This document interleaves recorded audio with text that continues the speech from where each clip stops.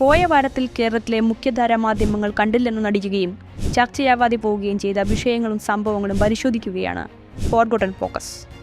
1,00,000 കോടി രൂപ കടന്ന ഭാരതത്തിൽ നിന്നുള്ള ഐഫോൺ കയറ്റുമതി. ജനുവരിയിൽ മാത്രം 19,000 കോടി രൂപയുടെ കയറ്റുമതി. നടപ്പ് സാമ്പത്തിക വർഷം ആദ്യ 10 മാസം പിന്നിടുമ്പോൾ രാജ്യത്തു നിന്നുള്ള ഐഫോൺ കയറ്റുമതി 1,00,000 കോടി രൂപ പിന്നിട്ടിരിക്കുകയാണ്. ഇതാദ്യമായാണ് ഒരു സാമ്പത്തിക വർഷം രാജ്യത്തു നിന്നുള്ള ഐഫോൺ കയറ്റുമതി 1,00,000 കോടി രൂപ കടക്കുന്നത്. 2024 ഏപ്രിലിനും 2025 ജനുവരിക്കുമിടയിലായി ഭാരതത്തിൽ നിന്നുള്ള ഐഫോൺ കയറ്റുമതിയിൽ 31% വർധനവാണ് ഉണ്ടായിരിക്കുന്നത്. മോദി സർക്കാരിൻ്റെ പ്രൊഡക്ഷൻ ലിങ്ക്ഡ് ഇൻസെന്റീവ് പദ്ധതി, നിക്ഷേപ സൗഹൃദ നയങ്ങൾ, അടിസ്ഥാന സൗകര്യങ്ങളുടെ മെച്ചപ്പെടുത്തൽ എന്നിവ ഇലക്ട്രോണിക്സ് ഉൽപ്പാദന മേഖലയുടെ വളർച്ചയ്ക്ക് വലിയ ഉത്തേജനമാണ് നൽകുന്നത്. ഇതിലൂടെ ഭാരതത്തെ ആഗോള സ്മാർട്ട് ഫോൺ ഉൽപ്പാദന മേഖലയിൽ പ്രധാനിയാക്കുക എന്ന വലിയ ദൗത്യമാണ് നിറവേറുന്നത്. ആകാശത്ത് അഭ്യാസങ്ങൾ കൊണ്ട് അത്ഭുതം തീർത്ത് എയ്റോ ഇന്ത്യ 2025. വ്യോമയാന പ്രതിരോധ മേഖലയിൽ ഭാരതത്തിന്റെ ശക്തി പ്രകടമാക്കി ഏഷ്യയിലെ ഏറ്റവും വലിയ എയർ ഷോ കേന്ദ്ര പ്രതിരോധ മന്ത്രി രാജ്നാഥ് സിംഗ് ഉദ്ഘാടനം ചെയ്തു. മുഖാമുഖം വന്നാൽ തീത്തുപ്പുന്ന പോർവിമാനങ്ങൾ ബാംഗ്ലൂരുവിൽ ഒരുമിച്ച് അണിനിരന്നുകൊണ്ട് ആകാശ വിസ്മയം തീർത്തു.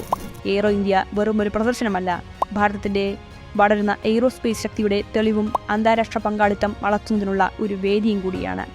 അമേരിക്കയുടെ F-35ഉം റഷ്യയുടെ സുഖോയ് 57 എന്നിവ ഇതാദ്യമായി ഒരു എയർ സ്ട്രിപ്പ് പങ്കിടുന്ന ചിത്രം നരേന്ദ്രമോദി എന്ന ലോക നേതാവിന്റെ നയതന്ത്ര മിടുക്കിന്റെ ഉദാഹരണം കൂടിയാണ്.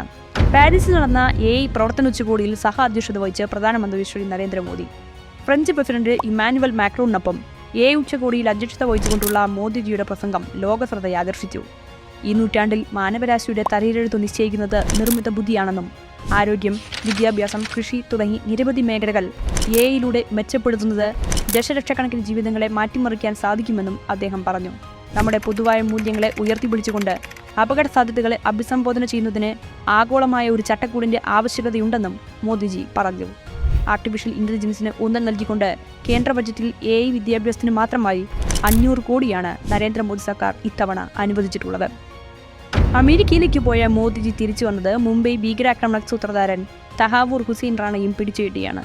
2 ദിവസത്തെ അമേരിക്കൻ സന്ദർശനത്തിനെത്തിയ പ്രധാനമന്ത്രി നരേന്ദ്രമോദി അമേരിക്കൻ പ്രസിഡന്റ് ട്രംപുമായി നടത്തിയ കൂടിക്കാഴ്ചയിലാണ് കൊടും കുറ്റവാളിയായ തഹാവൂർ റാണയെ ഭാരതത്തിന് കൈമാറാൻ ധാരണയായത്.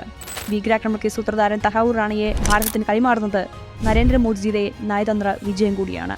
ഭാരതത്തിന്റെ Pinaka multi barrel rocket launcher വാങ്ങാൻ ഫ്രാൻസ് തയ്യാറെടുക്കുന്നു. ഭാരതീയ പ്രതിരോധ രംഗത്തെ Shivashakti Pinaka multi barrel rocket launcher വാങ്ങാൻ ഫ്രാൻസ് ഒരുങ്ങുന്നു. 44 സെക്കൻഡിനുള്ളിൽ 12 റോക്കറ്റുകൾ ഫയർ ചെയ്യാൻ കഴിയുന്ന 90 കിലോമീറ്ററിലധികം റേഞ്ചുള്ള പിനാക്ക രാജ്യം തദ്ദേശീയമായി വികസിപ്പിച്ചെടുത്തതാണ്. ഇതാദ്യമായാണ് ഫ്രാൻസ് ഭാരതത്തിൽ നിന്ന് ആയുധം വാങ്ങുന്നത്.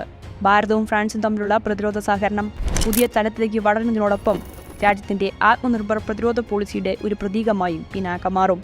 രാജ്യത്തിന്റെ പ്രതിരോധ മേഖലയ്ക്ക് വലിയ പ്രാധാന്യം നൽകുന്ന മോദിജിയുടെ നേതൃത്വത്തിൽ ഭാരതം ആയുധ കയറ്റുമതി മേഖലയിലും പ്രതിരോധ വ്യവസായ മേഖലയിലും ആഗോളതലത്തിൽ ശക്തി പ്രാപിക്കുകയാണ്. ബംഗ്ലാദേശ് പ്രതിസന്ധിയിൽ ഭാരതത്തിന് സമ്പൂർണ്ണ സ്വാതന്ത്ര്യം നൽകി അമേരിക്ക പിന്മാറുന്നു.